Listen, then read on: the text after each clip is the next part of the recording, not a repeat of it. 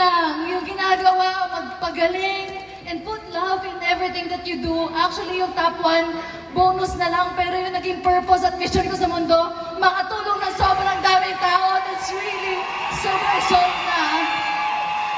Kaya, I wanna thank deep gratitude to Doc Connie, Doc Ed. Maraming salamat for putting up this company.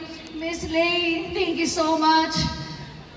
Sir June, Sir Arnel, thank you. And to all the global management, you are bringing light to every darkness.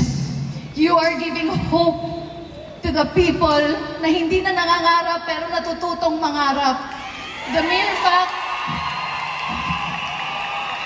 fact na na-invite ninyo, na-presenta ng opportunity, the moment that they can feel na magbabago yung buhay nila, champion ka na doon at top 1 ka na doon. I can't wait for everyone to have this moment in their lives.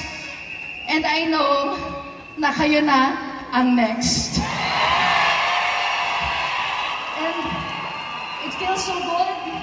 It feels so good that the first time na naging top 1, may 8 po ako kasama. 8 po kami na nasa top 20. Hindi naman namin ginol, pero nagugulat na lang kami sa resulta. And we know that this is truly an inspiration at alam namin na kayang-kaya nyo ring magawa ito. Maraming salamat at kayo na yung next!